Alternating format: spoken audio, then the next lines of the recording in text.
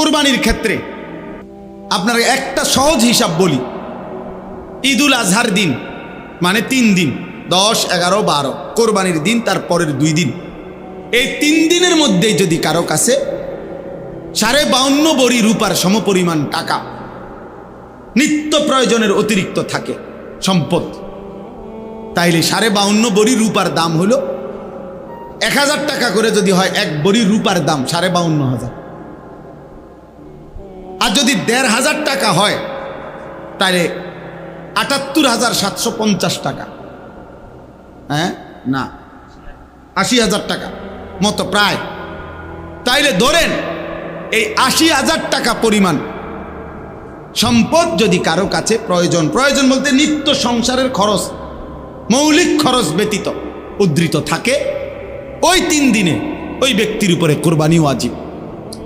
মহিলার কাছে মনে করেন 1 বড়ি স্বর্ণ আছে, 10,000 টাকা আছে, 5,000 টাকা আছে, ওই ঈদের দিন এই 2টা মিলাইলে যদি 80,000 টাকা দাম আসে তো কসম আল্লাহ ওই মহিলার উপরে কোরবানি ওয়াজিব। এখন 1 বড়ি স্বর্ণ আর লগের এই 5,000 টাকা মিলাইলে 80,000 টাকা হইবনি, কয় হইবনি মানে 1 বড়ি স্বর্ণের দামে তো 1 লাখ টাকার উপরে মিয়া, 1.5 লাখ টাকা। আমি তো জানিও না কত কিনতাম, আমি স্বর্ণ কিনে ভাত খাইয়া কুল পাই না। তাইলে বুঝাইতে চাইলাম কি পরিমাণ মহিলাদের উপরে কোরবানি ওয়াজিব বলেন। আহা, মহিলারও তো আখেরাত আছে, মহিলারও তো কবর আছে। আমাদের পুরুষরা বুঝতেই দেয় না, এগুলা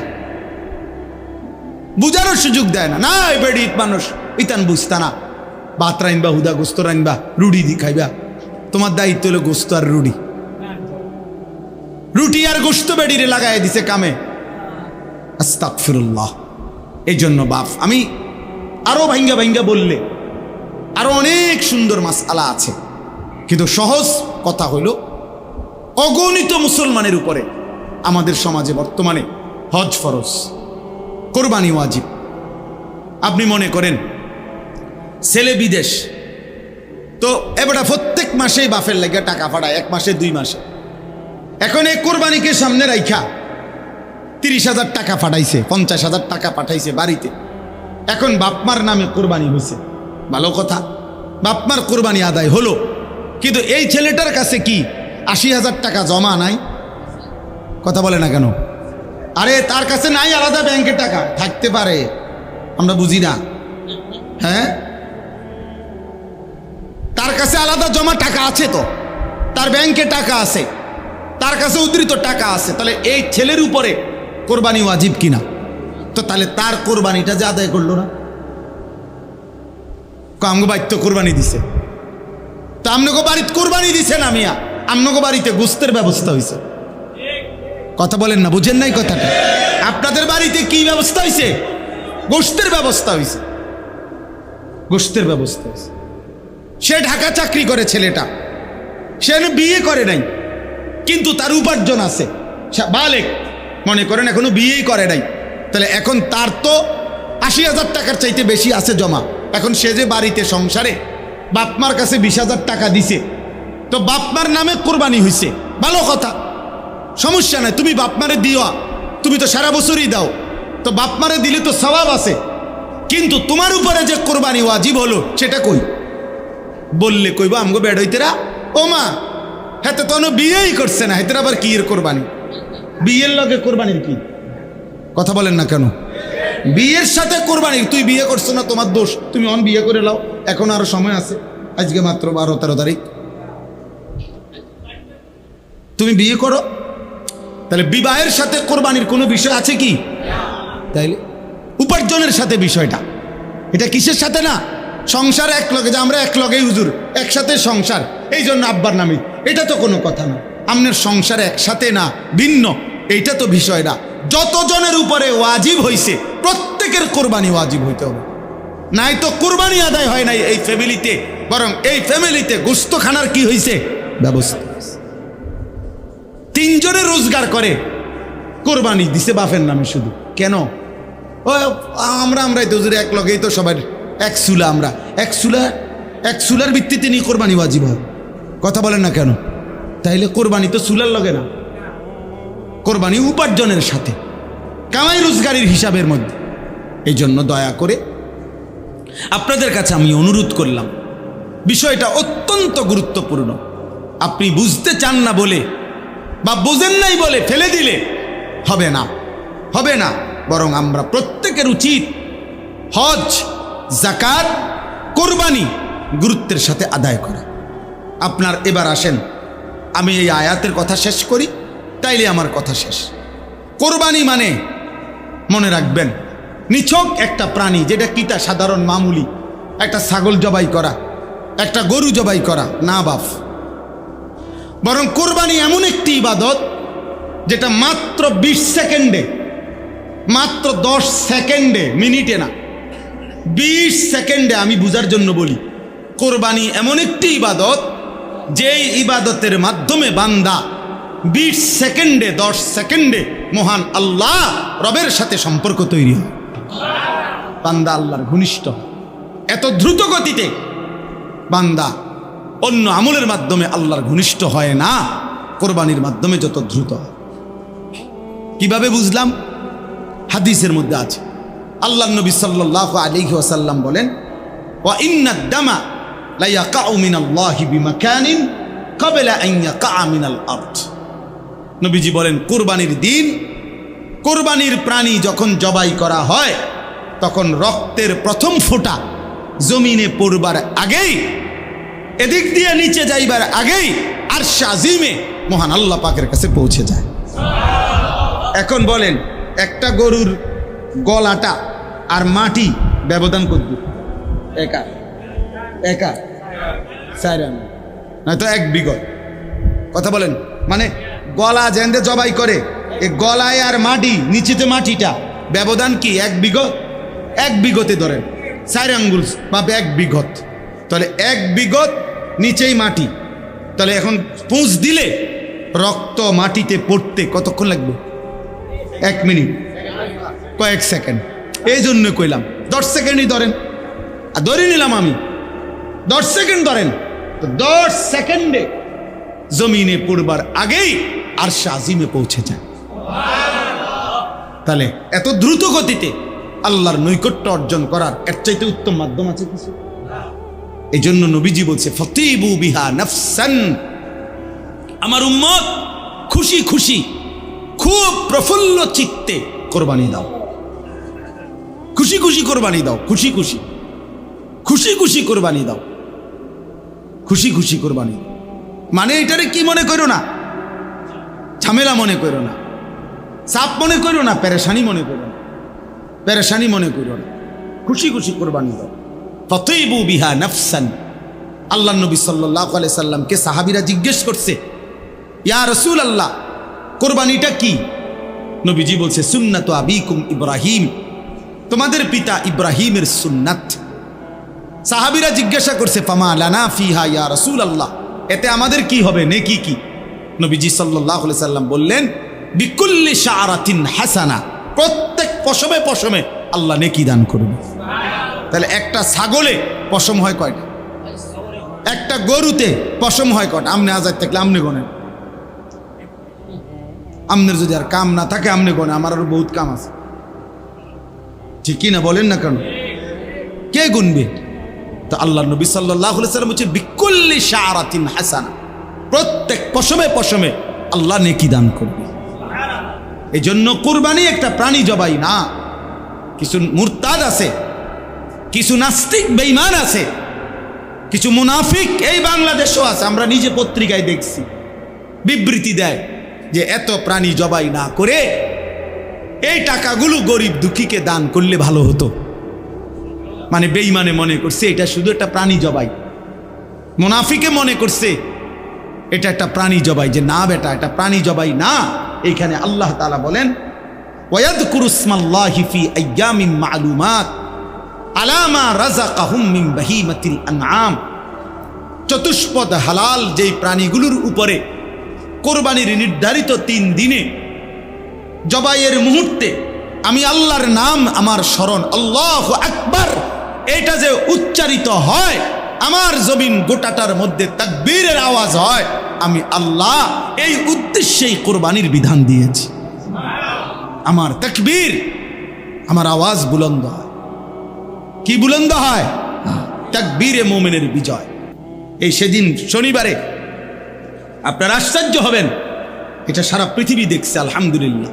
শনিবার দিন সর্বশেষ, এই শনিবার দিন বাদ ফজর, ফজরের নামাজের সালাম ফিরাইয়াই পাকিস্তানের সেনাবাহিনী নারায়ে তাকবীর আল্লাহু আকবার বলে চূড়ান্ত হামলা করছে ইন্ডিয়ার বেঈমানদের উপরে। 3 ঘন্টার ব্যবধানে ওই বুড়া আব্বা আমেরিকার থেকে ফোন করছে, তাইমালাও। হ্যাঁ, বুড়া বেঈমান তাড়াতাড়ি বলছে থামো থামো, উড়াইয়া লাইব, উড়াইয়া ফেলবে, উড়াইয়া ফেলবে। বলছে বুঝাইছে সারা পৃথিবীরে ফিলিস্তিন মনে করো না, সারা পৃথিবীরে গাজা মনে করো না, বুঝেন নাই? এই জন্য ফজরের, আমি কত মনে আছে নি এ কথা, আমি বহু বয়ানে বলছি, কেউ শুনছে কিনা, যে ফজরের নামাজে মুমিনের বিজয়, ফজরের ওয়াক্তে মুমিনের বিজয়, এই দিন প্রমাণ চাল। খবর লাগাও, আবার দেখো খবর। ফজরের নামাজের পরে সালাম ফিরাই আল্লাহু আকবার বলে আক্রমণ করছে। আমার মন বলছে ফজরের পরের আল্লাহু আকবার বলার সাথে সাথে আল্লাহর আরশে আল্লাহ ঘোষণা দিছে, যা ফেরেশতা বিজয় দিয়ে দে, যা।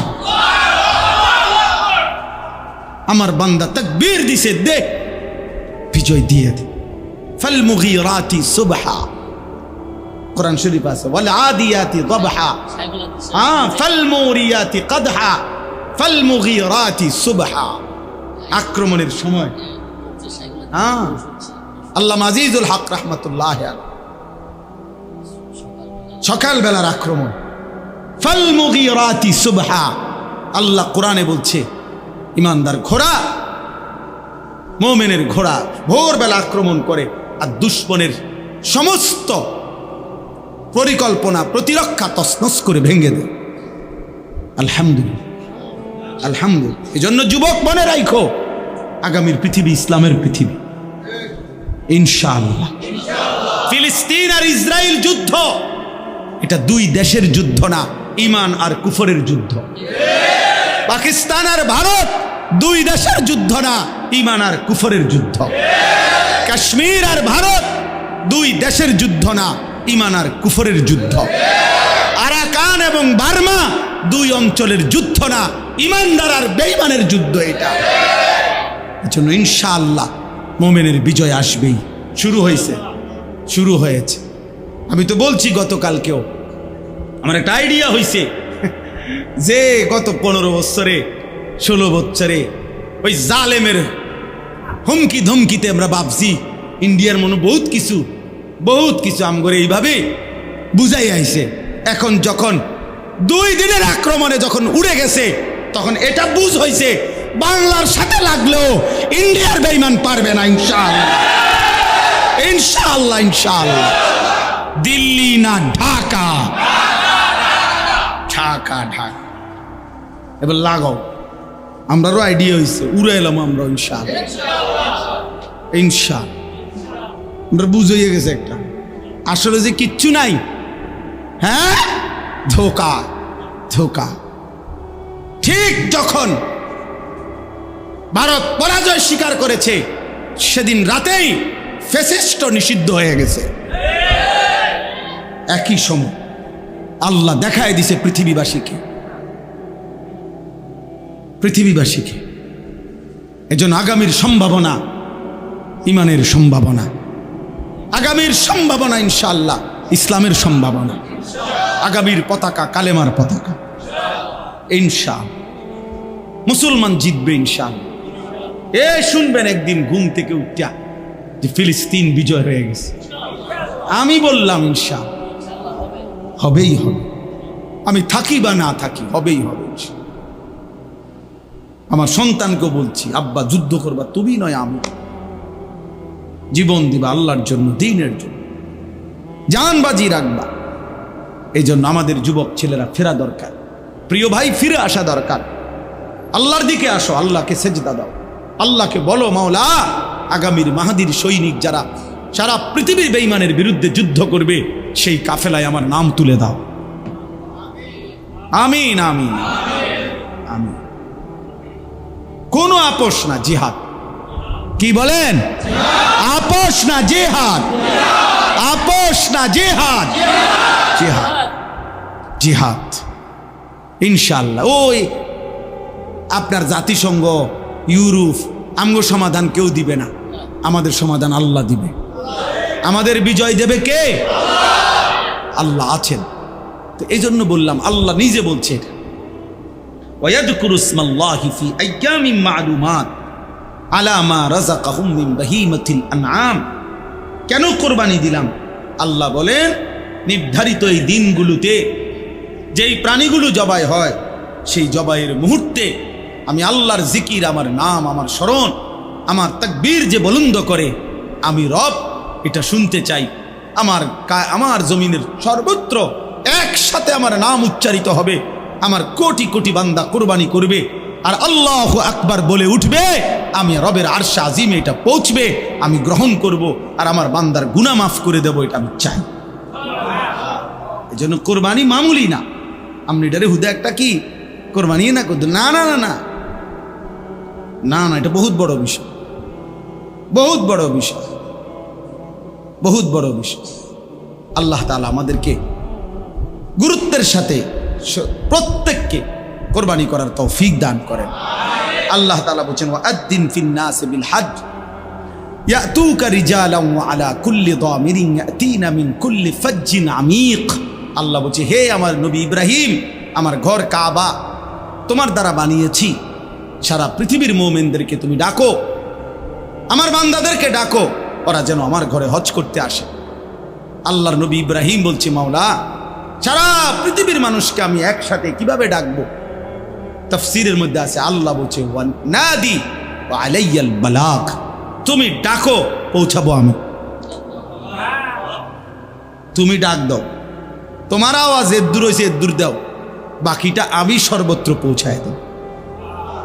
এই জন্য মুয়াজ্জিন খুব দামি। মুয়াজ্জিনের আজান সে তার সাধ্যমতো দেয়, আর শাজিমের মালিক আল্লাহ, আল্লাহর জমিনের সর্বত্র পৌঁছায় দেয়। ইয়াতুকা রিজালান ওয়া আলা কুল্লি দামিরিন ইয়াতিনা মিন কুল্লি ফাজ্জিন আমিক। আল্লাহ বলেন, আজকে তুমি ডাক দিয়ে রাখো, আগামীর কিয়ামত পর্যন্ত আমি আল্লাহ আমার এই ঘরের উদ্দেশ্যে আমার বান্দাদেরকে আমি টেনে আনবো। যারা কাছের তারা পায়ে হেঁটেই আসবে, আর যারা দূরের তারা যত দূর দূরান্তই হোক, পৃথিবীর শেষ প্রান্তের প্রতিটা গলি থেকেও হলেও আমার বান্দারা এত দূর থেকে আসবে যে আস্তে আস্তে বাহন দুর্বল হয়ে যাবে। মানে মানুষ না, শুধু বাহন।